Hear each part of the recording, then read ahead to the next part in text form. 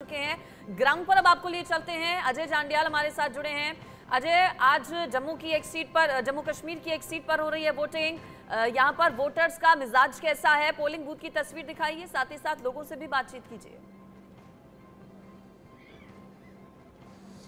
देखिए, बिल्कुल आप पिछले अगर बात करें 2019 के चुनावों की, तो जिस तरीके से 40,000 वोट लेकर जो है सांसद चुने गए थे नेशनल कॉन्फ्रेंस के, आज अगर देखें तो तस्वीर बिल्कुल अलग है। ये अनंतनाग राजौरी पार्लियामेंट्री कॉन्स्टिट्यूंसी के एक पोलिंग स्टेशन के दृश्य है, जहां पर लोग सुबह 7 बजे चुनाव शुरू होना था, उससे पहले ही कतारों में पहुंचे और इंतजार कर रहे थे कि किसी भी तरीके से जो है वो ज़्यादा से ज़्यादा तरीके से जो वोट डाल सकें। इस पोलिंग स्टेशन जहां हम पहुंचे हैं, यहाँ की खासियत यह है कि बीजेपी के जो प्रधान हैं, कैंडिडेट जो प्रेसिडेंट हैं, वो भी यहीं से वो यहाँ पर इसी गांव के हैं और यहाँ पर वोट डालने के लिए पहुंचे थे। रविंद्र जी, वोट आपने डाल दिया है। जिस तरीके से लगातार लोगों का मत डालने का सिलसिला बढ़ रहा है कश्मीर की सीटों पर, उसे आप कैसे देखते हैं? ज़बरदस्त मतदान सुबह से ही अनंतनाग राजौरी पार्लियामेंट सीट पर हो रहा है। हमने देखा कि बम्पर वोटिंग हो रही है। जैसे श्रीनगर के अंदर 40% के करीब पोलिंग हुई और नया रिकॉर्ड बना, उसी प्रकार बारामूला में 60% मतदान हुआ और आज अनंतनाग राजौरी पार्लियामेंट सीट पर ज़बरदस्त वोटिंग हो रही है।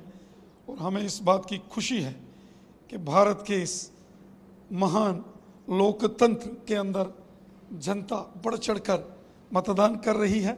यही हमारे लोकतंत्र की, यही हमारी डेमोक्रेसी की खूबसूरती है। पिछली बार 9% वोट लेकर जो है सांसद चुने गए थे, 9% पोलिंग हुई थी, 40,000 वोट मिले थे नेशनल कॉन्फ्रेंस के।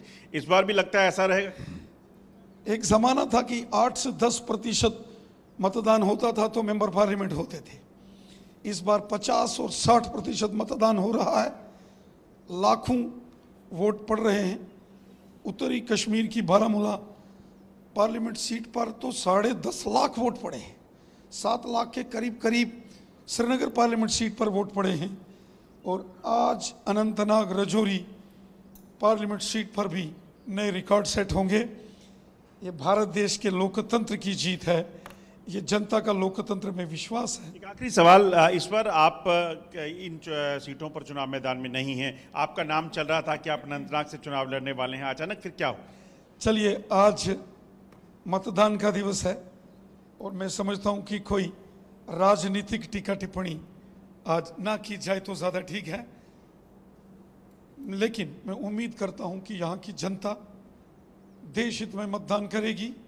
सबका साथ, सबका विकास और सबका विश्वास, इस मिशन के लिए काम करेगी, देश के लिए वोट करेगी। 400 का नारा है, यकीनन।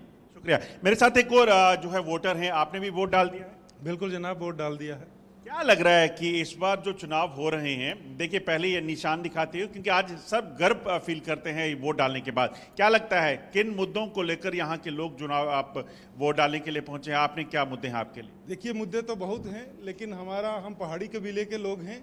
हमारा इस बार एक ही नारा था, एहसान का बदला एहसान, और वो एहसान हमने चुका दिया। बड़े लंबे समय से आप लोगों की जंग थी एसटी स्टेटस को लेकर, लगता है उसका भी असर दिखेगा इन चुनावों? बिल्कुल दिखेगा, बिल्कुल दिखेगा।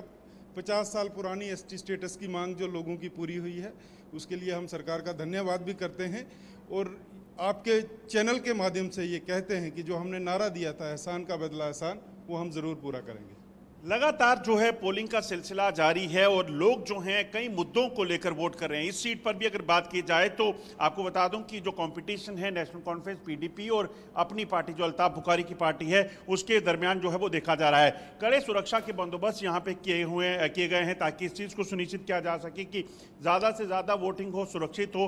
क्योंकि राजौरी पुंछ अगर की बात की जाए तो पिछले कुछ समय में जो यहाँ पर आतंकी घटनाएँ हुई, उसके बाद सुरक्षा बलों के लिए चुनौतियाँ काफ़ी बढ़ जाती हैं। और यहाँ इस पोलिंग स्टेशन की बात करें तो यहाँ पर आपको बताऊं कि यहाँ सुरक्षा बलों के एसएसपी और जम्मू कश्मीर पुलिस के जवानों की तैनाती है।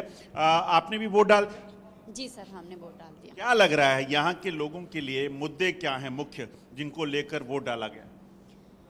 सर, मुद्दों का बाद में देखा जाएगा, पहले आज वोटिंग का दिन है, हम वोटिंग करेंगे और बढ़ चढ़ के वोटिंग करेंगे। सर, इश्यूज क्या हैं आपके इलाके के जिनको लेकर आपको लगता है जो कैंडिडेट आप चुनेंगे वो आपके काम करवाए? बिल्कुल सर, हमारे इशू क्या है? इशू है कि हमारी डेवलपमेंट होनी चाहिए, और जो सरकार आज दिन तक हमारी डेवलपमेंट कर रही है, हमारे हक के बारे में लड़ रही है, हमारी वुमेन एम्पावरमेंट के बारे में सोच रही है, हम तो उसको वोट करेंगे। विमेन एम्पावरमेंट को लेकर जो है वोट करेंगे तो तमाम आप देखेंगे महिलाएं भी सुबह सुबह जो है घरों से निकलकर वोट डालने के लिए पहुंची हुई हैं और इंतजार हर किसी को कि ज़्यादा से ज़्यादा संख्या में वोट डालने हैं। और कहीं ना कहीं अच्छी बात है कि लोग अपने अधिकार को और अपने फर्ज को समझते हैं और ज्यादा से ज्यादा संख्या में वोट डालने के लिए पहुंचे। और अच्छी लाइन ये है